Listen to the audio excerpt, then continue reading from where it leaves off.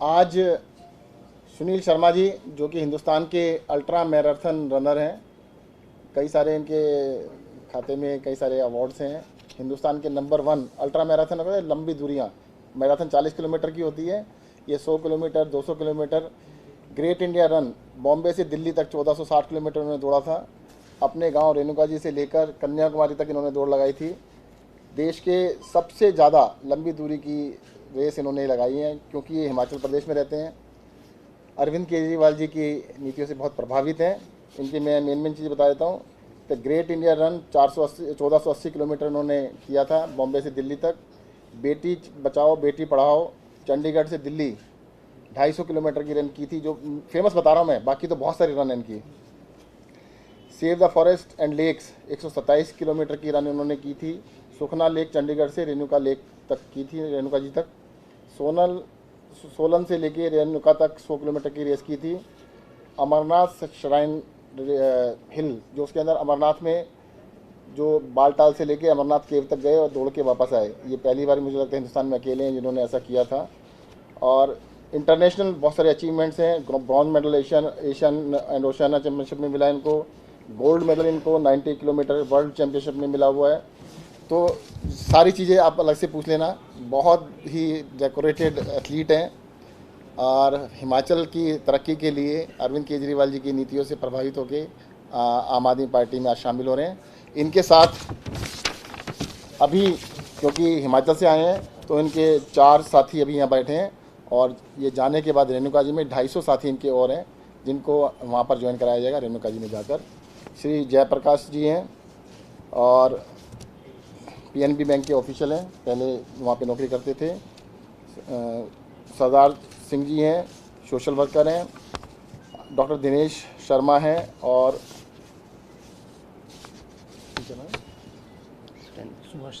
सुभाष शर्मा जी हैं जो mechanical engineer हैं। एक डॉक्टर है, एक इंजीनियर है, 2 सोशल वर्कर हैं और साथ में सुनील शर्मा जी हैं। तो ये सभी लोग आज आम आदमी पार्टी ज्वाइन कर रहे हैं। मैं इनका स्वागत करता हूँ। सबसे पहले इनको ज्वाइन करा देते हैं, आइए।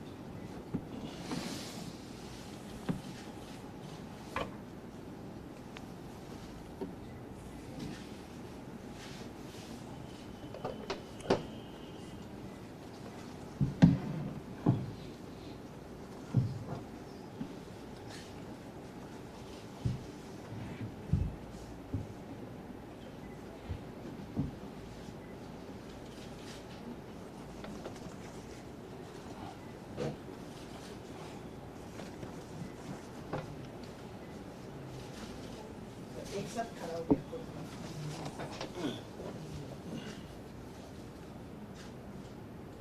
आगे से अरे एक बार इसमें देखिए।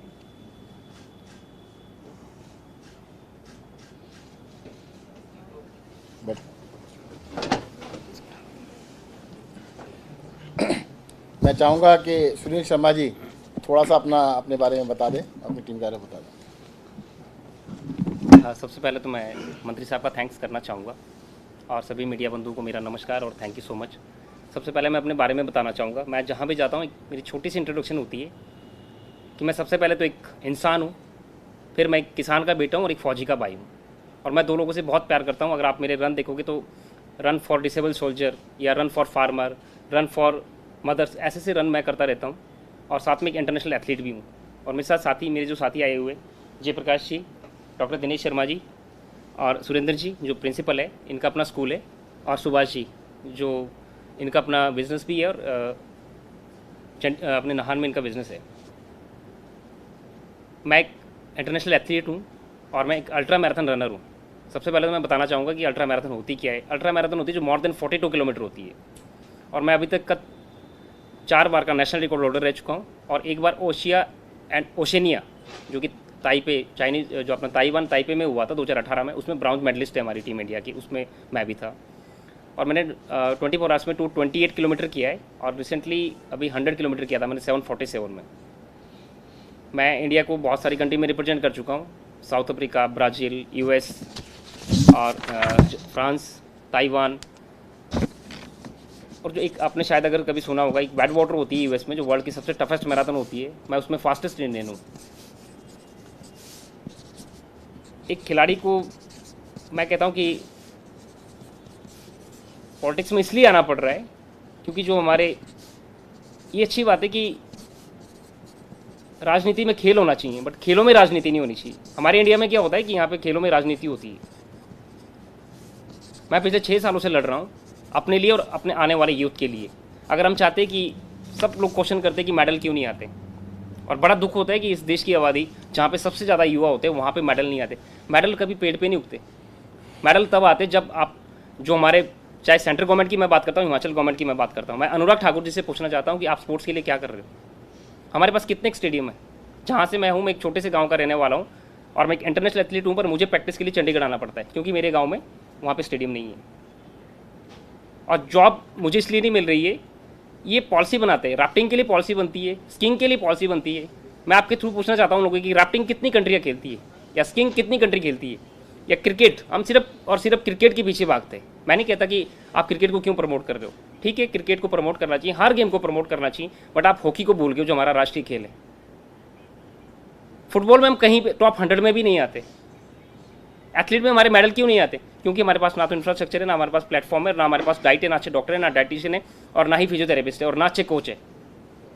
आप कहीं पे भी जाओ तो कहीं पे भी आपको कोच नहीं मिलेगा, अगर मिलता है तो उनके साथ राजनीति होती है, जो अच्छे लोग होते हैं। मैं माननीय मुख्यमंत्री केजरीवाल जी से बहुत प्रभावित हुआ कि मुझे सुनने में आ रहा है कि यहाँ पर एक स्पोर्ट्स यूनिवर्सिटी मिल रही है, तो बहुत अच्छी बात है कि अगर यहाँ पे स्पोर्ट्स यूनिवर्सिटी बनेगी और वहाँ पे हॉस्टल बनेंगे, अच्छे कोच होंगे, तभी हमारा इंडिया आगे बढ़ेगा और ओलंपिक में, कॉमनवेल्थ में और वर्ल्ड चैंपियनशिप में मेडल लेके आएगा। मैं पिछले 31 साल से भाग रहा हूँ और 6 साल से हिमाचल गवर्नमेंट के चक्कर काट रहा हूँ। शायद मेरी तो 40 साल उम्र होगी, मेरा तो टाइम निकल चुका है, पर आने वाला जो यूथ है जो मुझे फॉलो करता है, या मेरे आने वाले भाई है जो इंडिया के लिए खेलना चाहते हैं, जिनका एक ड्रीम है कि हमने इंडिया के लिए खेलना है, वो तभी खेल पाएंगे जब कुछ रिवॉर्ड्स, कुछ रिगार्ड्स मिलेगा स्पोर्ट्स पर्सन को। मैं पिछले 6 सालों से सेक्रेटरी के धक्के खा रहा हूँ। मैंने अभी सीएम साहब से कहा था, जयराम ठाकुर जी से, मैं आपके थ्रू भी पूछना चाहता हूँ उनसे कि आप स्कीइंग के लिए, आप राफ्टिंग के लिए, आप क्रिकेट के लिए पॉलिसी बनाते हो, आप एक एथलीट के लिए क्यों नहीं पॉलिसी बनाते? 2017 से मेरी गेम जो अल्ट्रा मैराथन है AFI में आई थी, AFI टीम भेजती है, बट हमें कुछ नहीं मिलता है, कहीं से सपोर्ट नहीं मिलता है। आज तक हिमाचल गवर्नमेंट ने 1 रुपये का सपोर्ट नहीं किया है। मजबूरन होकर हमें अपना स्पोर्ट्स छोड़ के राजनीति में आना पड़ता है, क्योंकि एक मैं सिर्फ, मेरा कसूर इतना है कि मैं एक आम इंसान हूँ, एक किसान का बेटा हूँ। शायद मैं अगर किसी सांसद, किसी मंत्री या विधायक का बेटा होता तो आज मैं भी अच्छी पोस्ट पे बैठा होता। मैंने जयराम जी से कहा था कि जयराम जी, मैं आपसे इतना पूछना चाहता हूँ कि मैं 2 लाख किलोमीटर से ज़्यादा भाग चुका हूँ, मैं उससे नहीं थका हूँ, बट आपके सेक्रेटरी और विधानसभा के चक्कर काट काट के थक चुका हूँ अभी तक। एक क्रिकेटर को रातों रात 5 लाख रुपये दिया जाता है और साथ में अपॉइंटमेंट लेटर दिया जाता है, बाद में पॉलिसी बनती है। स्कीइंग के लिए आप पॉलिसी बनाते हो, आप राफ्टिंग के लिए पॉलिसी बनाते हो, बट मैं 6 सालों से चक्कर काट रहा हूँ, मेरे लिए कोई पॉलिसी नहीं बनती।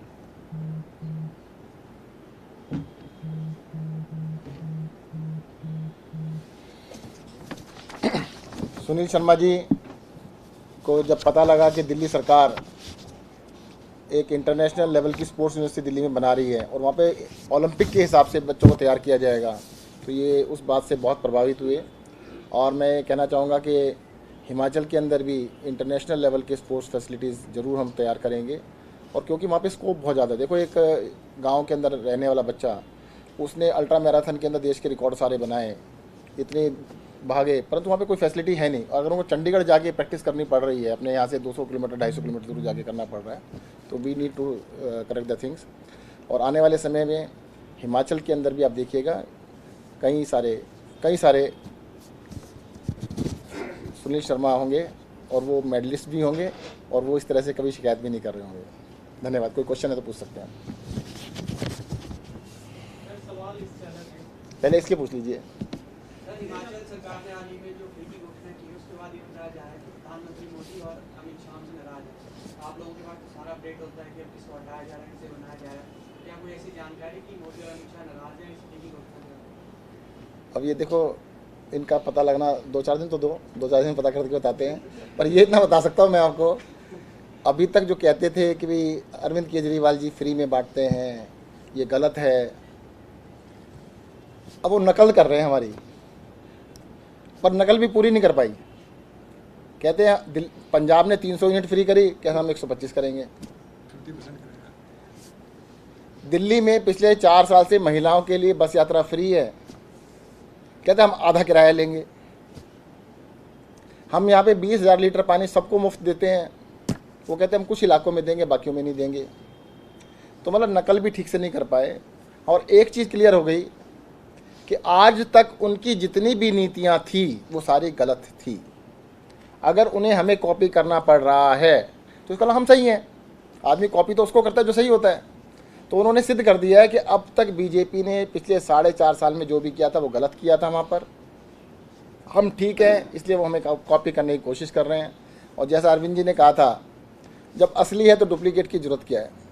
जब असली आम आदमी पार्टी हिमाचल पहुँच चुकी है तो उनको उनकी नकल करने वालों की ज़रूरत नहीं है, जनता को समझ में आ रहा है। Any other question? Thank you.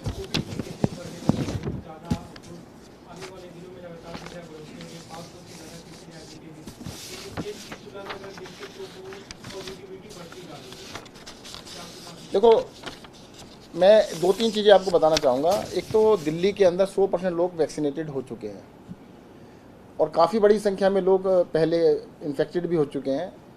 तो केसेस पॉजिटिव ज़रूर आ रहे हैं, बट देखने में ऐसा नहीं आ रहा है कि हॉस्पिटलाइजेशन की ज़रूरत पड़ रही है, ये उस तरह के केसेस नहीं बढ़ रहे हैं। बहुत ही नंबर ऑफ़ केसेस ज़रूर हैं क्योंकि टेस्ट हम कर रहे हैं।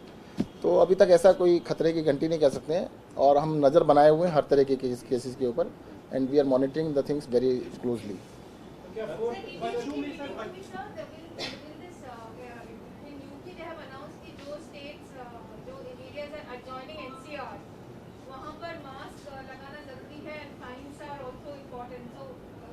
नहीं,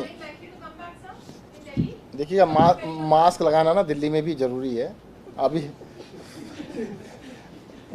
कहते हैं सिर्फ पेनल्टीज़ के लिए मना किया था, और सबसे मैं अपील करूँगा, देखो आपने तो खुद ही लगा रखा है तो आपको फॉलो करना चाहिए सभी को। मैं भी लगा लेता हूँ।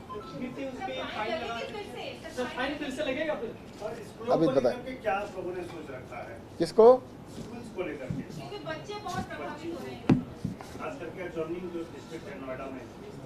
नहीं, नोएडा के बारे में तो हम क्या डिसीजन करें? नहीं, वो ये कह रहे हैं कि नोएडा के अंदर बहुत सारे केसेज आ रहे हैं, तो नोएडा के, हाँ हमारे पड़ोस में ज़रूर है, परंतु नोएडा के बारे में नीति शायद यूपी गवर्नमेंट बना पाएगी, हम नहीं बना पाएंगे। देखिएगा, हमने प्रोटोकॉल बना दिया है। स्कूलों के अंदर किसी भी क्लास में कोई बच्चा मिलेगा तो उस क्लास को कुछ दिनों के लिए बंद किया जाएगा।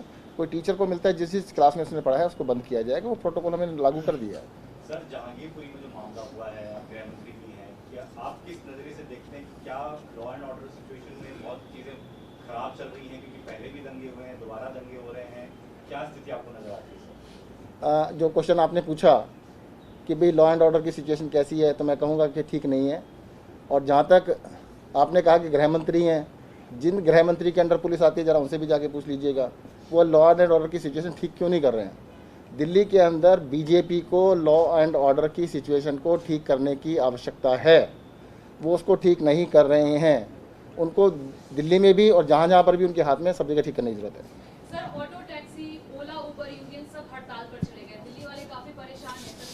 सरकार सभी, मैं सब चीज़ों का आंसर देना मुश्किल है ना। आप, मैंने कहा हेल्थ का ले लीजिएगा, आपने 2-3 और चीज़ें ले ली। सर, जहांगीरपुरी वाले मामले में जो मुख्य आरोपी है उसको आपकी पार्टी से जोड़कर बीजेपी दिखा रही है। मुझे लगता है बीजेपी से जरूर जुड़ा होगा वो, तभी बीजेपी वालों को पता है अंदर तक का।